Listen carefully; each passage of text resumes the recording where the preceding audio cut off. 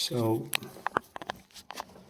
this is multi-camera. We're going to do the sardines again today with the H&B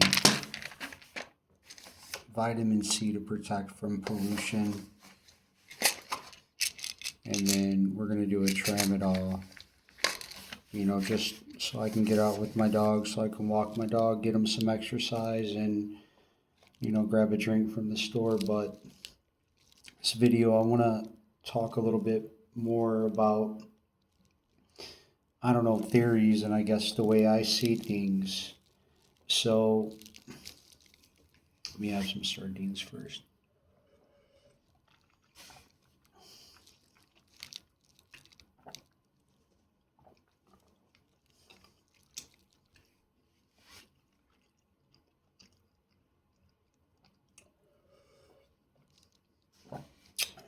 So if all the doctors really did me wrong, and at the time I never knew that, if I went into a fusion redo without testosterone, that I would have the same odds that I had the first time, or even worse odds. Now, if they all secretly knew this, and like I said, I didn't, and now I'm realizing it, and let's say I didn't realize it, right? If I didn't realize it and they made a mistake, then their main goal would be to hide their mistake, possibly. It's just a theory, Their main goal would be to hide their mistake. And, for instance, if I go to any hospital right now, 100% guaranteed I'm going to get unsafe discharged. Because, like I said, if I get a fusion redo with the best surgeon, if he has a perfect 100/100 record where he has 100 successful redos, he's not going to want to destroy his record for a guy whose hormones are destroyed, right? But let's say I didn't even know this, right? But now I do. But let's say I went there, and regardless, they're going to unsafe discharge me because, let's say the word gets out, his hormones are messed up, he was on TRT. Well, they're going to unsafe discharge me, and I'm not going to be able to get a fusion redo. And there's a possibility that, because this situation is pretty big, there's a possibility that if I go to a top hospital, for instance, Dr. Quo wrote Fear of Motion, Dr. Magnus, or whatever his name is, from Houston Methodist, wrote Paranoia and Delusions, right? When Favorite May 5th on his iPhone against the wall, he showed me the dynamic image showing me that I have a failed fusion, but the third visit I get labeled with paranoia and delusions. So the truth of the matter is that my hormones are compromised and I can't get a fusion redo. And that's just the honest to God truth about it, right? In order for me to get a successful redo where the odds are in my favor, which it's important to me, and it's also important to a top spine doctor, right, who has a perfect 100/100 record, who doesn't want to destroy it, he's going to want that perfect patient who has a very high success of getting a successful fusion, right? And if someone has been on TRT from 2018 prescribed to 2023, and all of a sudden that gets pulled from them where they're no longer on TRT, then, a doctor is going to want them on TRT for the bones, for the recovery, for the sex drive, for the good feeling altogether. just to have that positive mental energy, the positive energy throughout the body where you're recovering faster, you're healing quicker, you're bigger, faster, stronger, all that stuff, and you're anabolic, right? Because when you go into a fusion, you have that stress. You're in a catabolic state. Now, I can't go anywhere because of this, and the top surgeon is not going to mess with me because of this. So what I'm saying is that, I'm given a theory.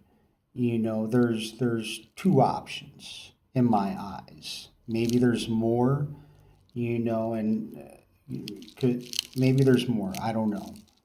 But there's two options. They can bury me in psychiatric labels, which can mean if I continue to push to the top hospitals, when my hormones are destroyed, there's a possibility that it leads to institutionalization, right? When the truth of the matter is that the hidden truth is that my hormones are compromised. So that's one theory I'm thinking about, is that it could lead to institutionalization. And uh, uh, another theory of mine is that if that doesn't work, if the institutionalization doesn't work, then my next theory is that it starts, something starts with the mother and son. Now, remember, I love my mother. I love her very much. I have a very close bond with my mom and I care about her. If I sense that something's wrong with my mom and she's possibly in trouble or she's possibly, and she needs my help, I'm going to do whatever it takes in order to help her, even if it seems like, I'm not doing that, I guess, in a way. So it's just a theory. If the institutionalization fails and all these doctors truly did mess up and they're trying to cover their ass, so the institutionalization fails, then the only next step would be to cause issues within the family. That's if there's something going on with my mom and other people that I'm unaware about. I'm just giving a theory here. So those are the two theories that I have. You can either institutionalize me to hide the truth, or you can cause something to happen with the relationship between mother and son and take things from that path, which I don't know where things would go if that path was taken. Like I would have to really think about it, but those are their only two options in my eyes. These are theories: institutionalization, and then you know something happens between the mother and son if the mother is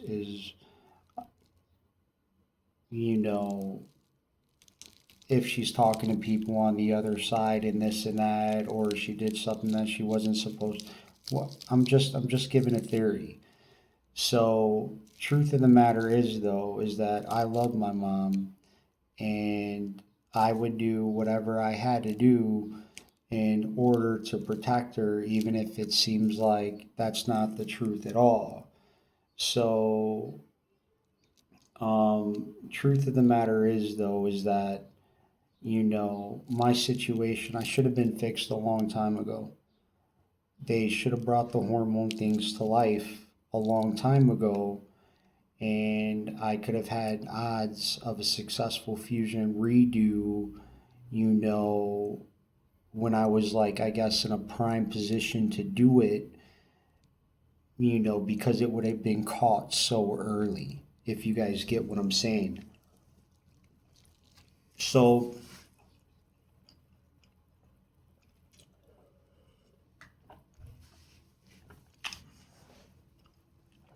Like I said, these are two theories that I have, and if I was on their side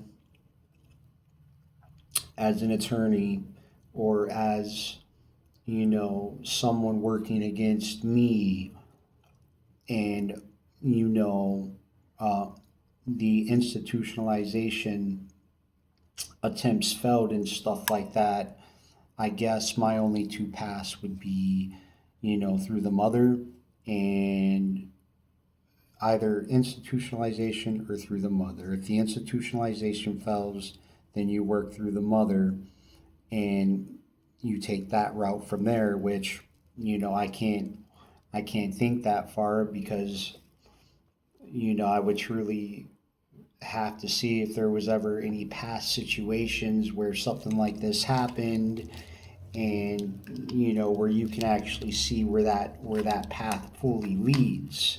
So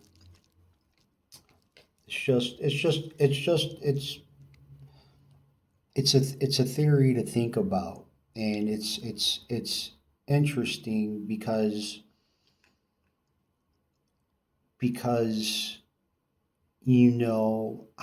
I went 19,000 miles fighting for my life, fighting to get fixed. And truth of the matter is that, stop it, boy. Truth of the matter is that I was never able to get fixed because my hormones were compromised. And if I would have known this, I wouldn't have. Listen, UPS, it's all about, find the safe path ahead, right? Find the safest path ahead, you know, and the safest path ahead when you finally realize that, you know, you're never going to get medical treatment because your hormones are messed up. The safest path isn't to go 19,000 plus miles still trying to find help, because that's not the safest path. That's the most dangerous path, right? And it's the most dangerous path because, me, I'm all about the best. I am a big competitor. I I played sports as a child. I did gymnastics a lot with the rings. I did karate and stuff like that, martial arts, a lot of swimming. And, you know, this is like, I love sports. This is what I love doing. But anyway, the point of the matter is that I chose the most dangerous path.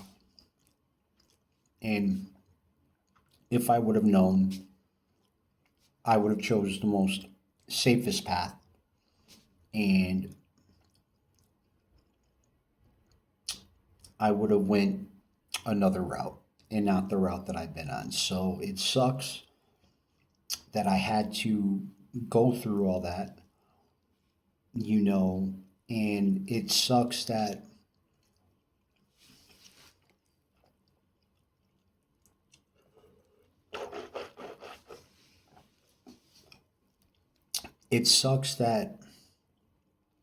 I have all positive experiences driving. I'm driving doubles, two trailers at once, nights, the most dangerous shift. I'm driving through blizzards and I'm keeping everyone safe on the road.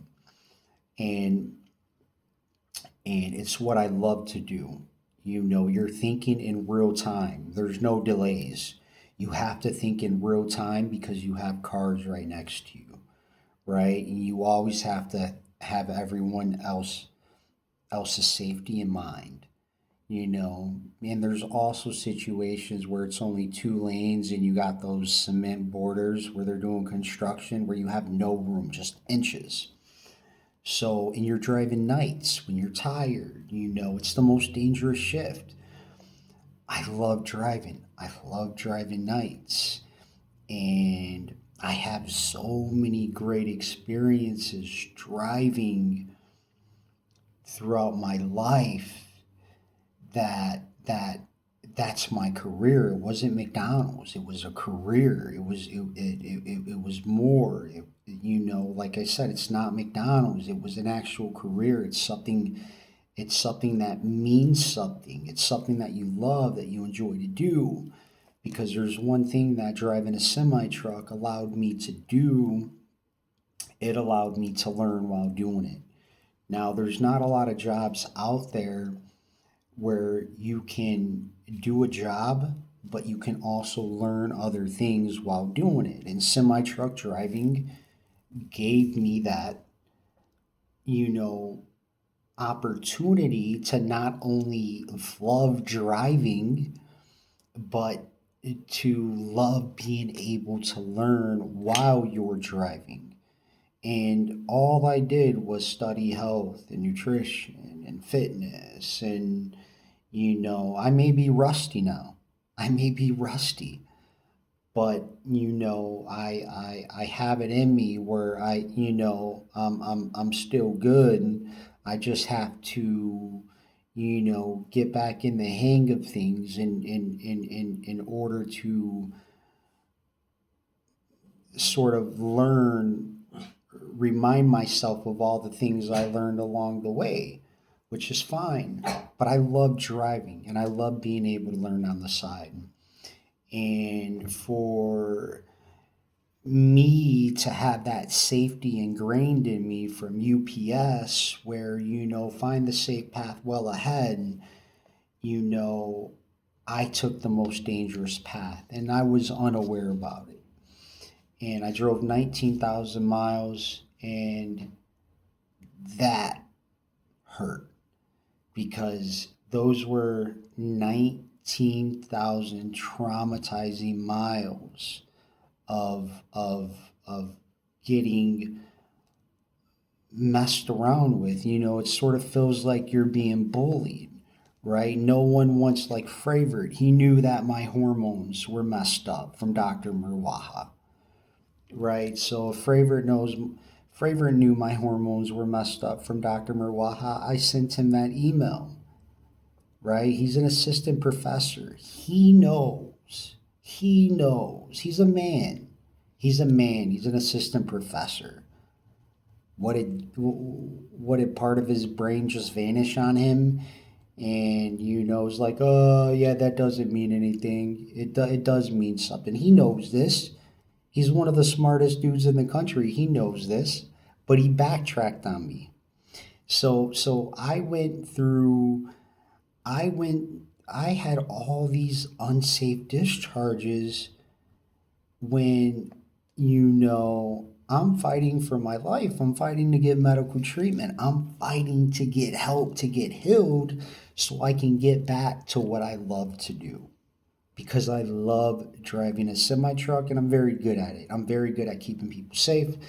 I have a perfect record. I drive through blizzards and I'm safe. And I'll tell you, I drive through blizzards and I'm slower than others.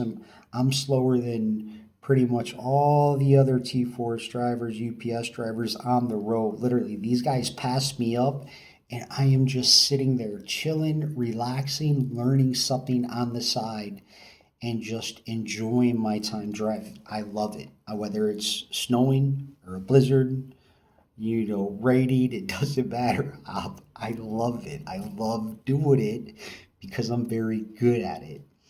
But from the Barnes Jewish, the nurse PA, her feeling my spine grinding and popping when I was standing up, and her seeing my step counts where my step counts were low. She saw it on the Samsung and stuff like that.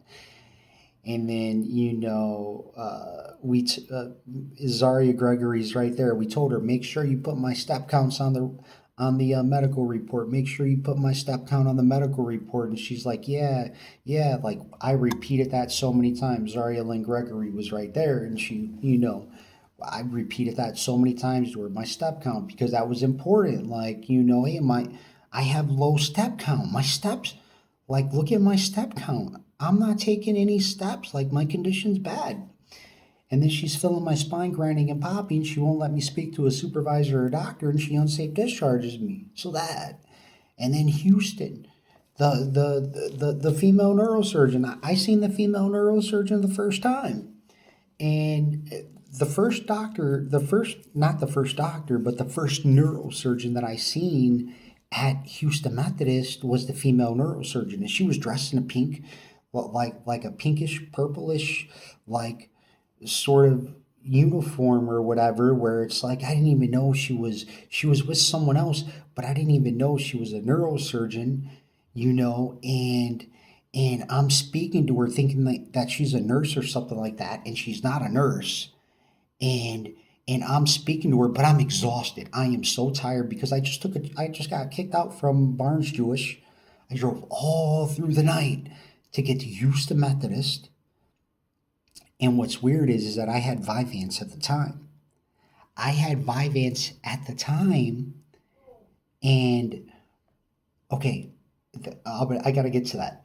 But the female neurosurgeon, she does all this weird stuff with my legs, moving them, and man, it was painful. I was literally moaning in pain. She was like a freaking, like, she was like a ninja, I guess, in a way, with the way she was moving my legs. I'm like, oh, like it was bad.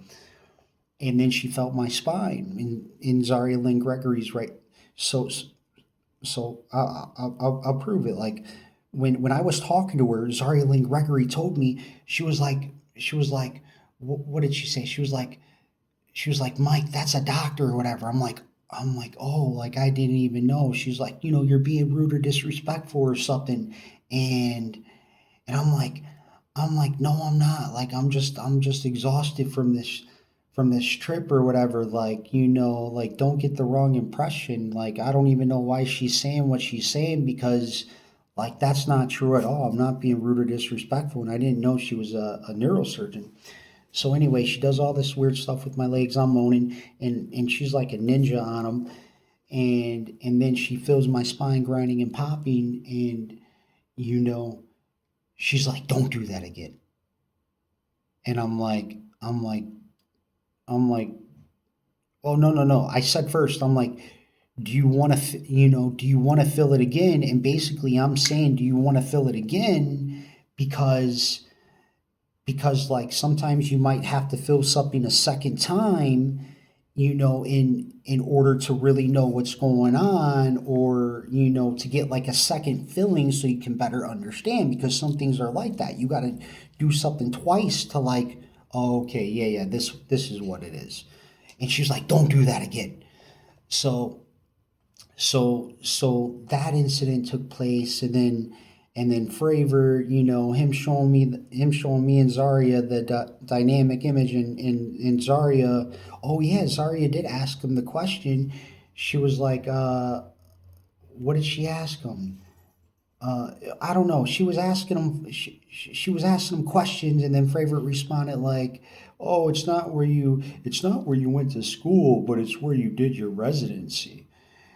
And so Zaria was right there, and she was, she was conversating with Fravor while I was laying down, and he was against the wall right over here, and he was showing us on his iPhone that dynamic image of the image where I was on my left side doing like that crunch or the side sit up, and that image never appeared on my medical record. But what's weird is that I was on Vyvanse.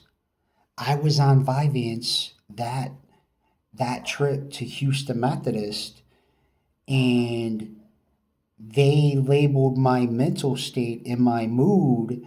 They labeled everything perfect. Nothing's wrong. Perfect. That's on Vyvanse. That's on Vyvanse. But then I didn't have the Vyvanse.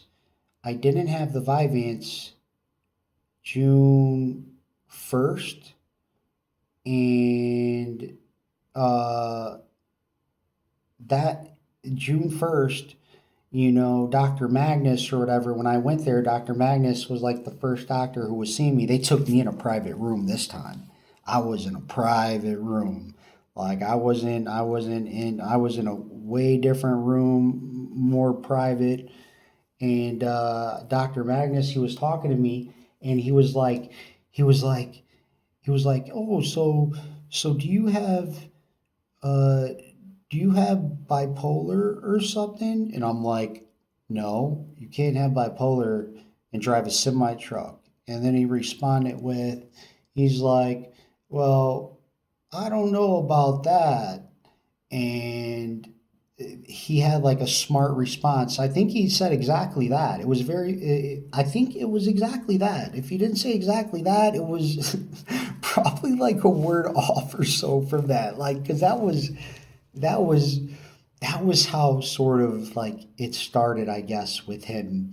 But anyway, I got unsafe discharged from Houston Methodist, and they're pouring these psychiatric labels on me, which I'm going to Houston Methodist in order to get fixed. I'm going to Houston Methodist to get a spinal fusion redo. I was literally in my mom's room before I left, and I'm going for emergency medical treatment, and I'm doing it with Fravor. And I'm telling my mom like, yeah, I'm gonna get a spinal fusion redo. I'm under that impression, and I end up going all the way to Houston Methodist, and like, I end up getting unsafe discharge, no spinal fusion redo. They did a new MRI in a different room on the right hand side, and then they, Fravor Fravor ends up meeting with me. Fravor ends up meeting with me like after that MRI or something. Like I'm sitting downstairs.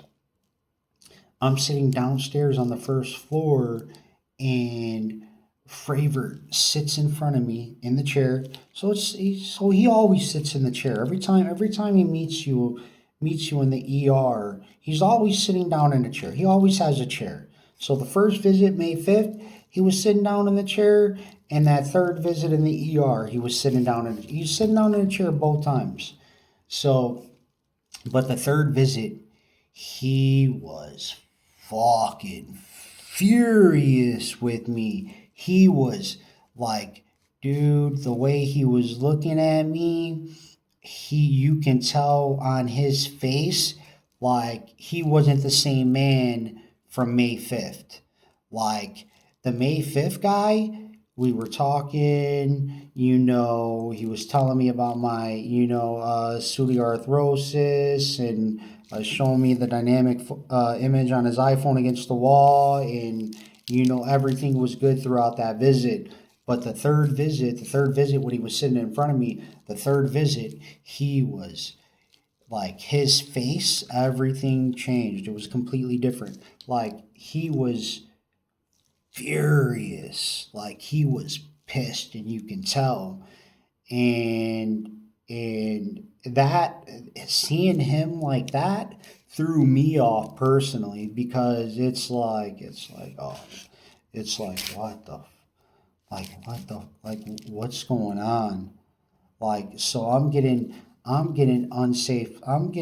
So Fravor, he makes it very short. He's sitting down in the chair, and he goes off, and he leaves me there, and he literally runs away from me. He dips out of there. And then the same guy that said, "Oh, do you have bipolar?" And I'm like, no, you can't have bipolar if you drive a semi truck. And he's like, I don't know about that. That guy is the guy who ended up kicking me out of Houston Methodist. So he kicked me out of Houston Methodist, and I got unsafe discharge from there.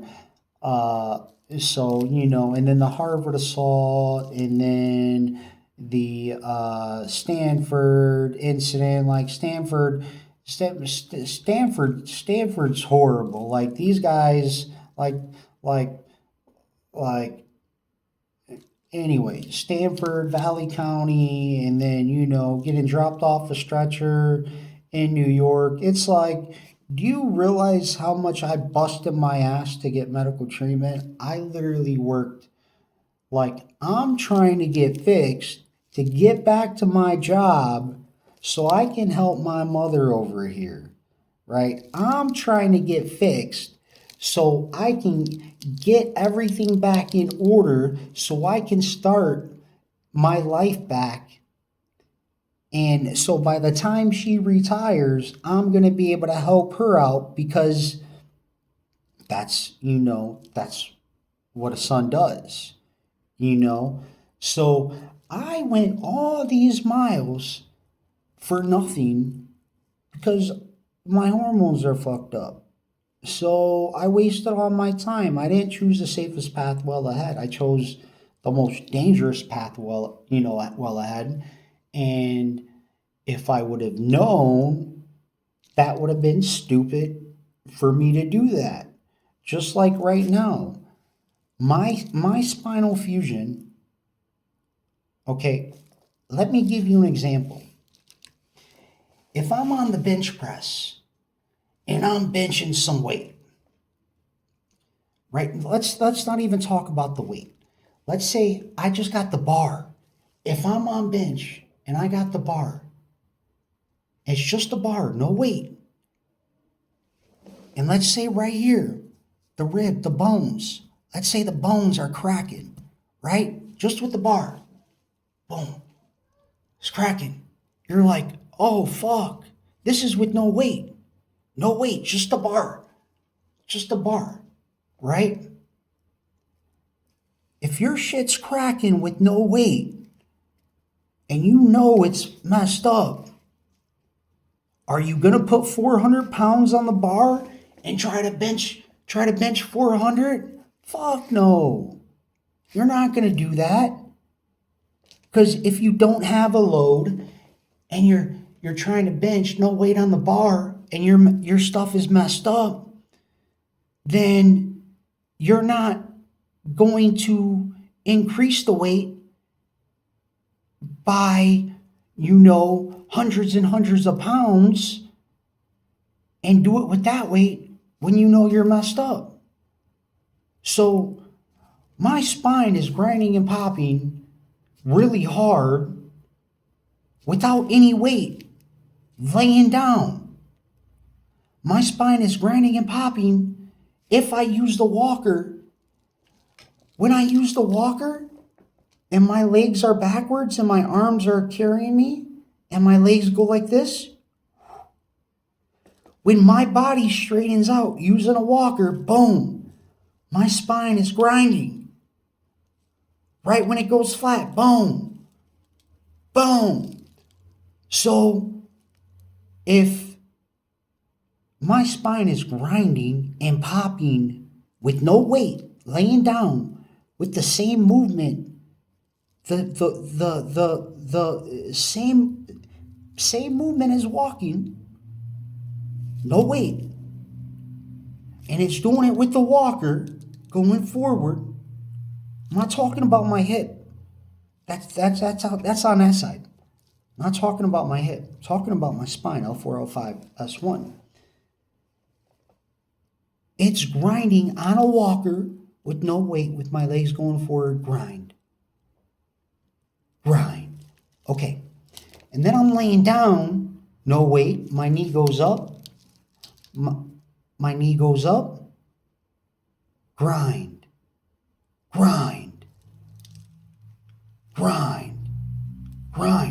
Okay, so my spine is grinding with no weight, grinding and popping with no weight.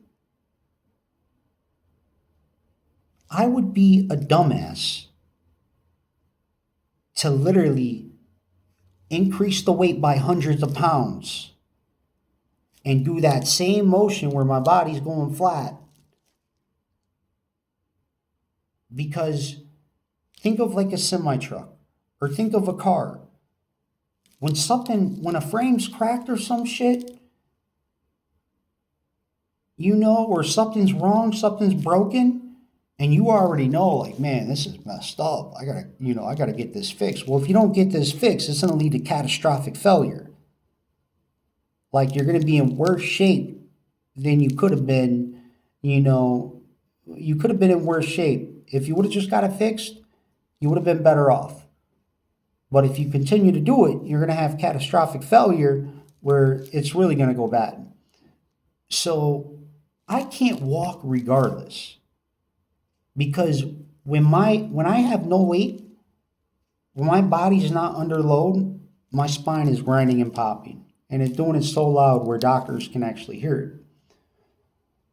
And then the resident from Resurrection Hospital specifically stated that she would put that my spine is hard grinding in the medical report, which I don't know if she did it or not.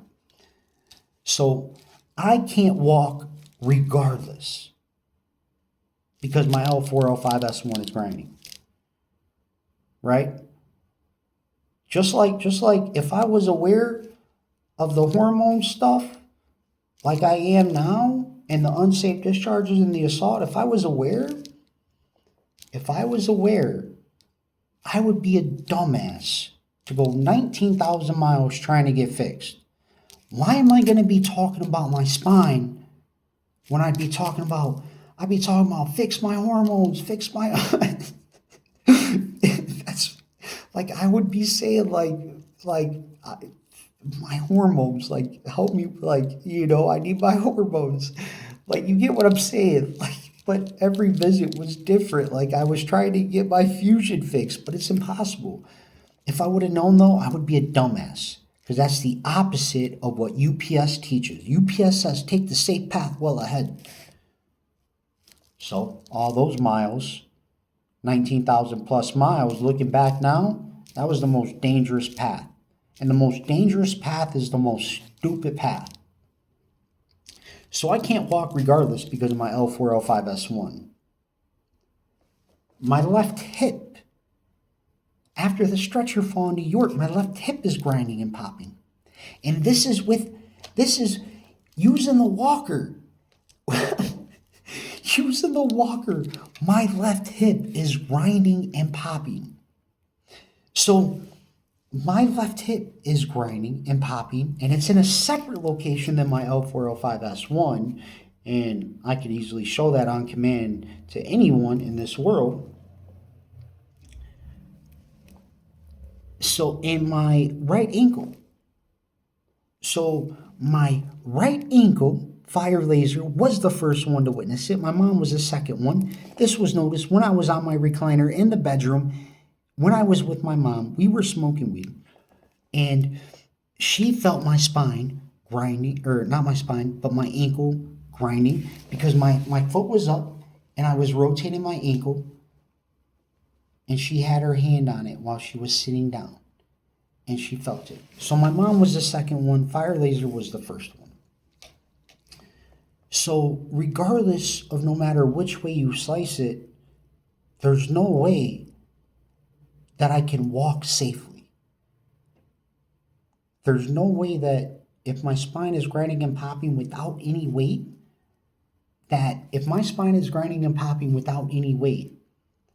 if I put weight on my spine, then I'm increasing the load by hundreds of pounds, and that's dangerous. That's not the safest path well ahead. So I'm stuck here in this chair no matter which way you slice it. Whether with everything combined, with my ankle, with my L405S1, with my left hip. I can't do that. I can't. How do I walk?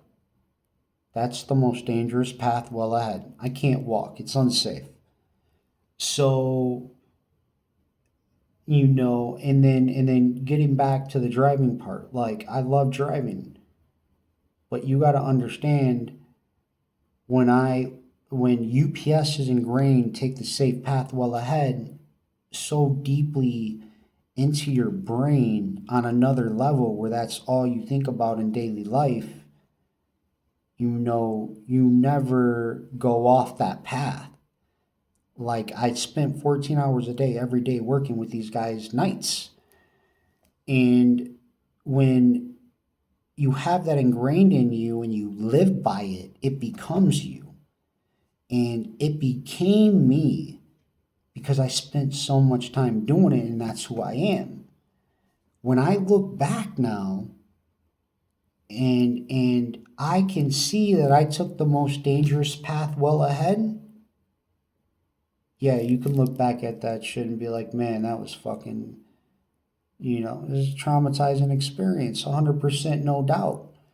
Because the model that I live by, taking the safe path well ahead, is the model that I ended up going off route, taking the dangerous path in order to get fixed, that led to all these unsafe discharges, assaults, getting dropped off a stretcher, this and that. And it led to worsening my condition, which if I would have known, I would have never took the most dangerous path. And now I'm here. But I'm fine. I'm fine with it. It is what it is. Like I said, I got the sardines. I'm gonna eat a high quality diet. I'm gonna take care of myself. But there's no way that I could possibly walk. That's impossible. And regarding the TRT, there's I don't want to mess with my hormones. I don't want to. It's I don't want to do it. And if there's other stuff that you can take that sort of has the same effect as testosterone, then like I for sure wouldn't do it, because the thing is this is that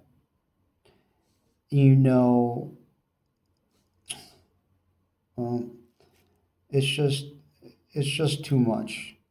Like, with the testosterone I had, I was a semi truck driver. I was a safe semi truck driver, and I was doing good on it, and I was working with James on it, and stuff like that. So, like,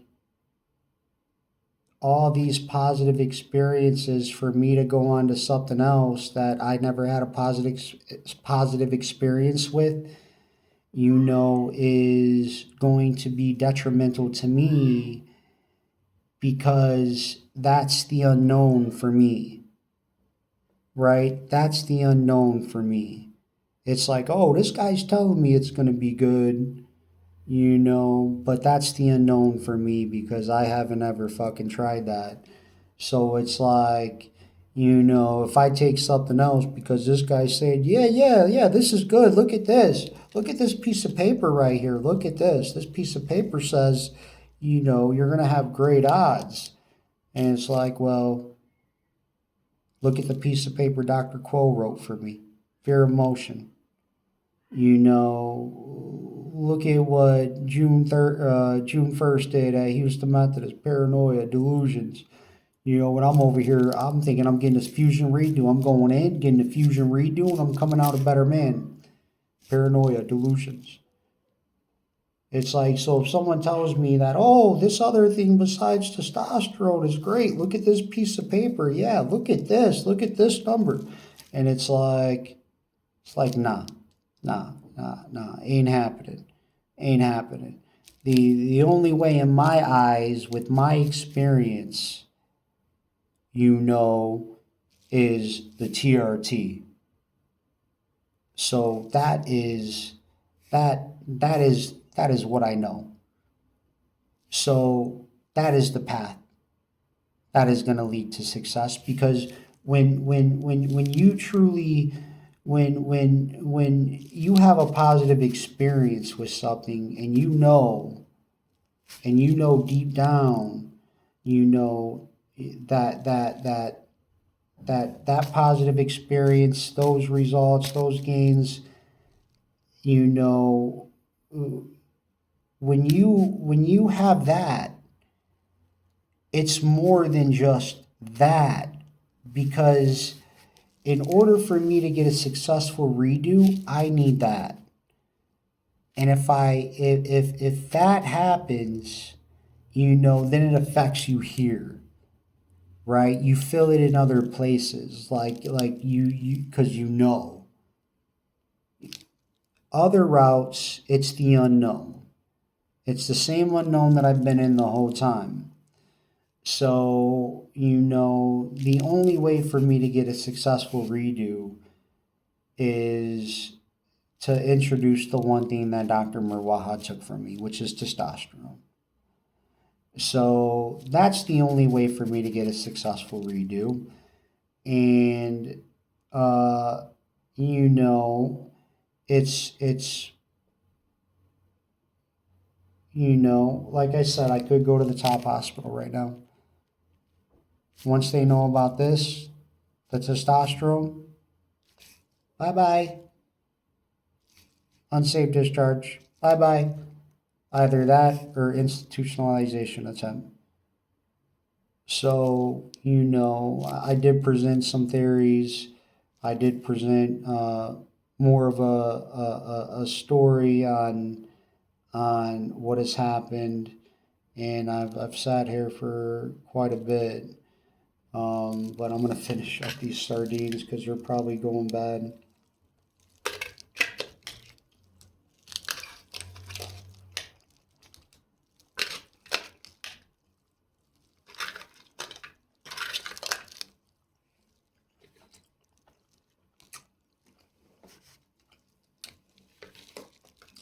I'm gonna make it clear too.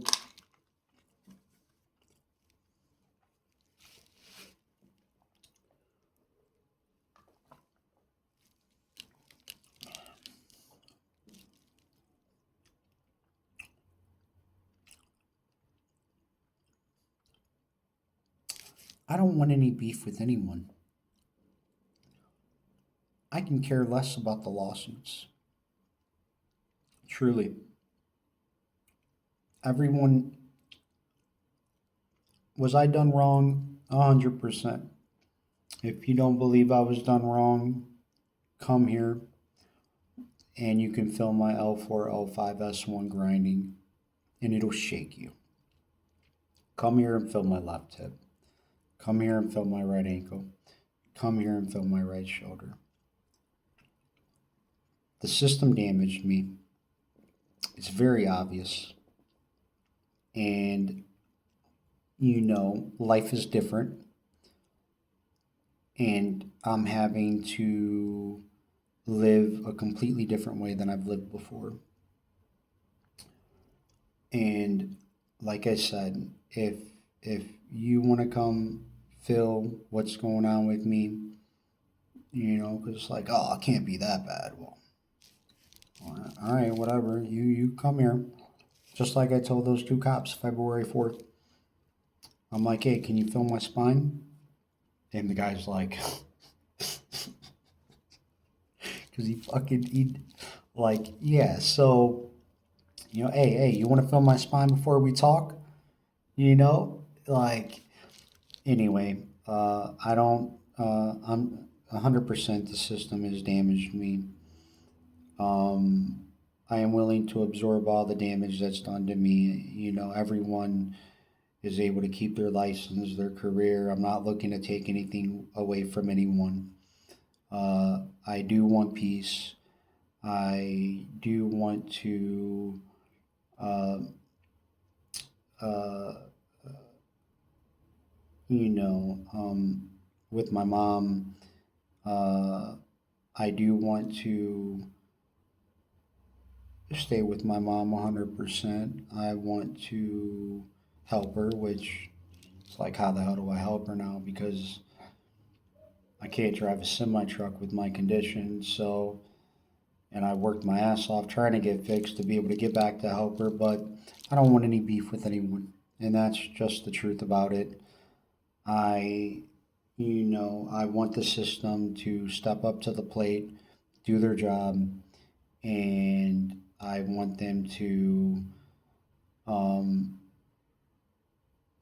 take care of the things that they need to take care of. I, you know, I need some help to make my situation better. Uh, and yeah, just Just do your job. Just do your job. If you want to talk crap from the other side, you want to talk crap from the other side, you have no right to talk any crap. You have no right to say anything. Because as soon as you open your mouth, you can feel my L4, L5, S1 grinding, you can feel my left hip, and you can feel my right ankle. But you're not going to do that because you're scared. You're scared.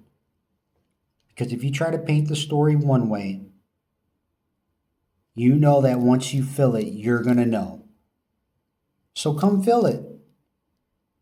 You want to see how bad it is? Come feel it. Not only can you feel it, but you can hear it.